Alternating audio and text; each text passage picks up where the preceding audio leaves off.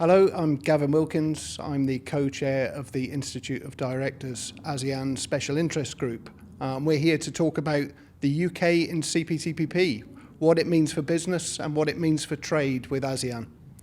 For those of you who don't know us, the IoD ASEAN Special Interest Group is a community of directors, IoD members and other stakeholders who are interested or involved in business connected to the ASEAN region. Our main aim is to provide a platform to exchange insights, best practice and opportunities impacting business between the UK and ASEAN. We're here to help connect and collaborate within the UK-ASEAN ecosystem to raise awareness of key business topics and, of course, to advocate for a favourable business environment between the UK and ASEAN. And with those themes in mind, back to the topic in hand, the UK recently became the 12th member of the Comprehensive and Progressive Agreement for Trans-Pacific Partnership, or CPTPP, as it's better known. And we're going to have a brief dip into the highlights of why the CPTPP is important to the UK's trading relationship with ASEAN countries, where the opportunities sit, and how to avail of them. I'm at the iconic IoD HQ at 116 Pall Mall, and I'm delighted to be joined by David Johnson, Head of FTA Agreement Utilisation at the UK Department for Business and Trade. David, welcome to the IoD. Thanks very much for having me, Gavin. And first off, what does FTA Agreement Utilisation entail? Maybe just worth saying a little about what your role is in developing UK business and trade. The Department for Business and Trade, since the UK left the European Union, has had an active programme of negotiating and signing free trade agreements. And that's a huge process involving lots of consultation with industry stakeholders. And there's a lot of resources that go into the negotiation of those free trade agreements. Now, what our team does is we come in behind that negotiation once the agreement is signed. And it's our role to promote the benefits of those free trade agreements to businesses so that they understand what's changed, where the new opportunities are, what it means for them and the export of their goods or their services. So if we're not taking full advantage of the free trade agreements, then we're not seeking the most benefit from the agreements that we've already signed. So that's where our team comes in. So we initially worked on the Australia and New Zealand free trade agreements, and now we're working on CPTPP.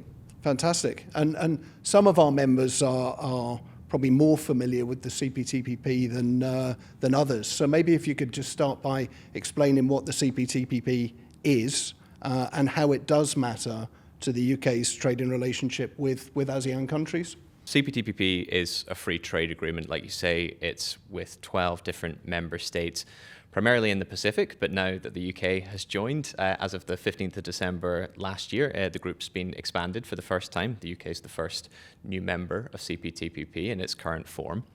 And essentially, it's a modern free trade agreement, which is designed to reduce tariffs, to increase trade and investment, and to just promote economic integration generally between those member states of CPTPP.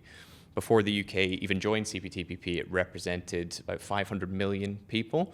And now that the UK is part of it, it has a combined GDP of 15% of the global total. So it's a significant trading bloc. The ASEAN element comes into it because 4 members of CPTPP, Malaysia, Brunei, Singapore, and Vietnam, are members of CPTPP and members of ASEAN. So now that the UK's joined CPTPP, we now have deeper trading relationships with those countries, and that positions UK businesses to be better able to take advantage of the opportunities in those markets. It's a dynamic agreement, and what I mean by that is that it's constantly evolving in trade policy terms because it's generally reviewed every 5 years to make sure that it's updated in line with modern trading practices.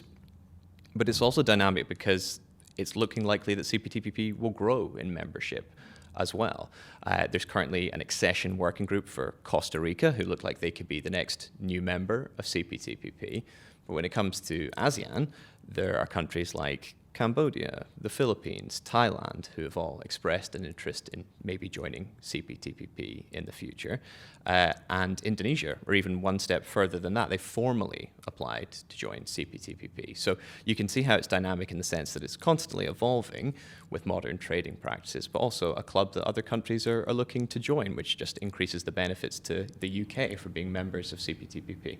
That's great. And 500 million people and 15% of GDP. If you can't get excited about that, I don't think you can get excited Absolutely, about much. yeah.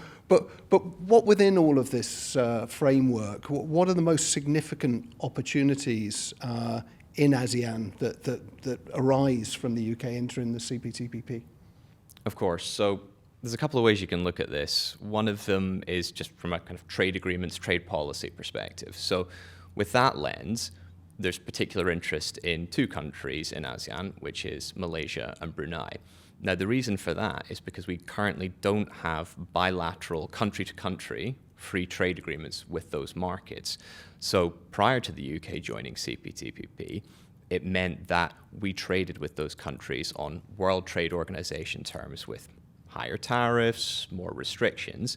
But now the opposite is true because CPTPP is a very high standards agreement, and that means suddenly a lot of tariffs are coming down with those countries and there's more market access for British firms. So the additionality of CPTPP is much bigger for those two markets.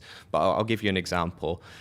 Scotch whisky, a subject matter close to my heart. And mine. The exports from the UK to Malaysia prior to joining CPTPP was an 80% tariff. So now that we've joined CPTPP, that tariff will phase down from 80% to 0% over the next 10 years. So what that means in reality for Scotch whisky exporters is that they're now more price competitive in Malaysia versus local alternatives.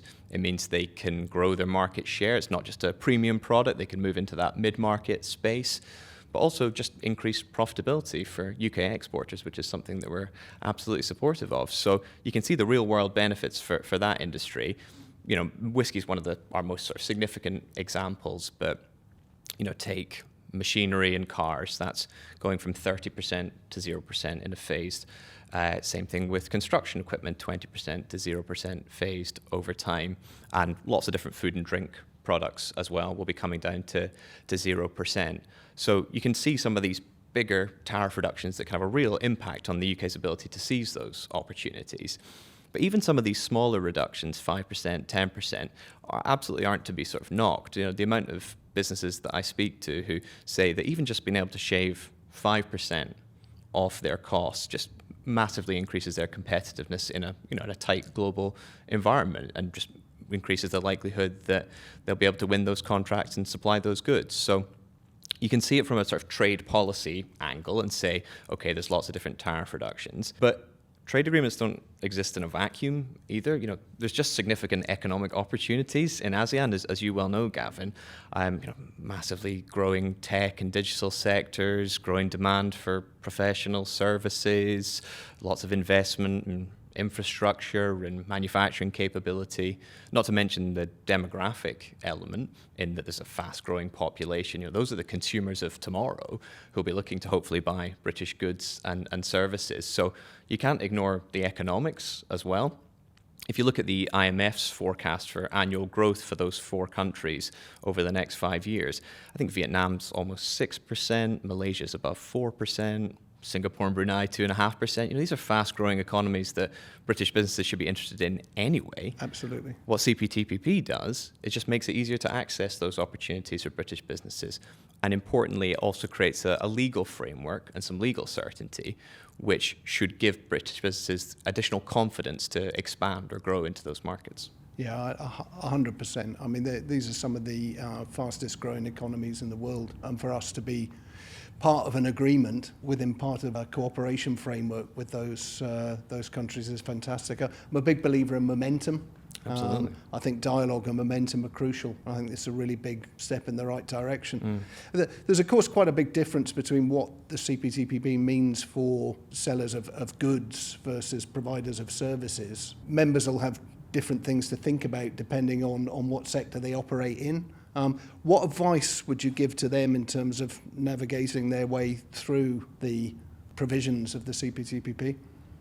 Yeah, no, it's a great question because they will have to approach it differently. And to be honest, there's also differences within the goods sector and the services sector as well. But generally speaking, on the goods side, more of the focus is on the tariff reductions. There's some benefits to quicker customs processing times and things like that, but a lot of those will kick in automatically. So if you're an exporter of goods to CPTPP country already, or you're looking to expand there in the near term, then what I would encourage you to do is to take a look at the Check How to Export Goods tool that we have on gov.uk. And it's a really powerful tool which allows you to essentially put in your commodity information for your specific product or products and the market you want to export to. And that gives you all the information there about what's the tariff reduction under the bilateral free trade agreement, if we have one? What's the tariff reduction under CPTPP? And more importantly as well, what you have to do to be able to access that reduced tariff, because there's certain eligibility requirements, certain amount of inputs have to originate from the UK or for CPTPP countries to be able to be eligible for those tariffs. So this tool brings up all of that information into one place, and then it's up to the individual business to have a look at what that means for them and make a decision based on, they might not necessarily always go for the lowest tariff because it might be that the lowest tariff is harder for them to meet those eligibility requirements or more expensive, or might mean they need to shift, their supply chains, which they might not be in a position to do. But all the information is there for the business to be able to understand which of the tariffs they should be applying for. I think that's fantastic. I mean, the hardest thing for many people is just navigating the sheer volume and complexity. So when there's tools available like that just guide people through to the spaces they need to think about, they're spending more time thinking about their business and what they need to do with their business without worrying about the detailed provisions that they're adhering to. So I think it's excellent. But where could members go if they want to find out more about the CPTPP? What direction could you point them in to find out more? So we, in the Free Trade Agreement Utilisation team, have spent a lot of time in the run-up to the UK joining CPTPP preparing a whole suite of business guidance that hopefully explains some of those provisions, and it's got those sorts of tools embedded. So that's where I'd recommend that exporters of goods go in terms of that tool, as well as our site on great.gov.uk. When it comes to exporters of services, it's actually slightly different in terms of how they might want to think about free trade agreements. So part of this is because not necessarily services companies think of themselves as exporters. They think, maybe I've just got a client overseas. Yeah. But it's actually interesting because the UK is the second largest exporter of services globally. So it's an area where we have an incredible strength. But if those businesses don't necessarily think of themselves as being exporters, it means that free trade agreements feel even more abstract to them, and sometimes they just don't engage in what it means for them. But the way I'd be thinking about it if I was a services exporter in the services space with international customers, particularly if they're in CPTPP countries or interested in expanding to those countries, is that the free trade agreement will mean different things to different parts of your business. So take the easiest one, the commercial parts of your business who have opportunities and interested in new sales overseas. They'll probably be interested in some of the new market access we have now in ASEAN. So in Vietnam, it's now basically easier to provide accountancy services and things like that, which is something you just weren't able to do previously under the trade terms. So there's a new commercial opportunity for a business to go after. Equally, there are procurement provisions within the agreement that allows more UK companies to bid for government contracts when they are put out to tender. So those are some of the harder commercial advantages to UK services exporters. But then there's other elements of the free trade agreement which matter to different parts of the business. So take, for example, your IT team.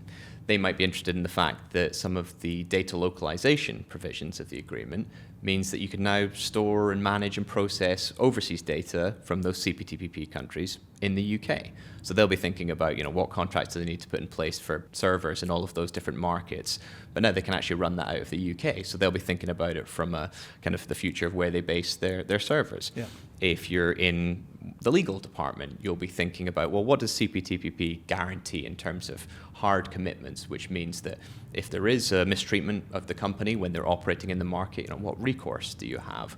What are the kind of base, what's a floor of expectations on the legal certainty of operating in those markets? So they'll be thinking about it from a risk assessment perspective, whether they advise the company should expand into one of those markets or whether it's too risky. The HR department will probably be interested in the mobility provisions in the sense that what are the business visas that people from the company in the UK can get? What does that mean they can do when they're in those markets? What services can they provide? Yep. Which is now expanded under CPTPP. And if the company's of a sufficient size and has an office in Malaysia and in the UK, there's new provisions, which means it's easier to move talent between those offices for an extended period of time. People can bring their spouse and dependent. So, that creates incentives for, those HR parts of the department to be thinking about retention and how they move skills around different parts of their business. So you can see how it means different things to different parts of an organization.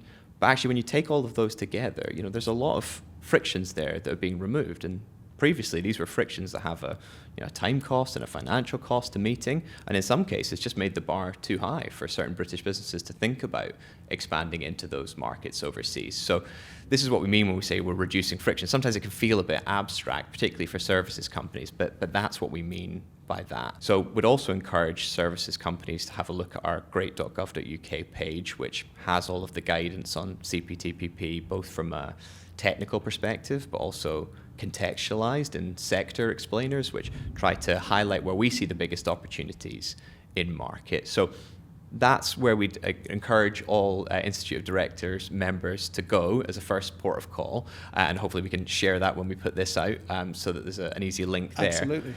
But behind all of that as well is just a wider export support ecosystem that the Department for Business and Trade offers as well. Things like our Export Academy, where you can get training sessions. We have international trade advisors, teams based all across the country in the nations and regions as well, so that regardless of where the business is based, they can have access to DBT support as well. And that includes country leads in ASEAN? That's right, yeah. So our free trade agreement utilization team, we've got specific country leads for each of the CPTPP countries as well. Sounds like a follow-up session in the making. Absolutely, absolutely. Sign us up. So yeah, that's where we'd encourage you to go, as that first port of call. But also we have our fantastic network of teams overseas who are based out in those ASEAN markets, who have absolutely fantastic insights into their local market, that local intelligence context that can be so important, the nuances. And of course, they've just got great contact books and networks too, that they constantly leverage to support British businesses looking to grow and expand in those markets. And there's a whole pipeline there where hopefully businesses can get the support at the different stages and where they need it. But actually, I'll just do a cheeky plug for the Indo-Pacific Roadshow, which is coming to the UK between the 4th of March and the 13th of March. I'm looking forward to it. Yes, absolutely. Hopefully lots of people are. So some of those teams that we've got based overseas are coming to the UK to promote their markets, including ASEAN, where they'll be shining a spotlight on fast-growing sectors, things like CPTPP, but they're going around all the nations and regions as well. So again, another thing to encourage the Institute of Directors membership to sign up for and hear firsthand from the people that we've got on the ground who know the opportunities best. Absolutely. That's great, David. So if members are doing business in ASEAN at the moment or considering that, think about any questions that you might want to ask the team. Get in touch with the Institute of Directors ASEAN Special Interest Group. Get in touch with David. Come along to the roadshow. David, it's been a real pleasure talking to you. Thanks for helping us navigate through quite a big, chunky topic and just canter through the highlights of why the UK's joining of the CPTPP is an important milestone in trade and business between the UK and ASEAN. Thank you. Thanks very much for having me, Gavin.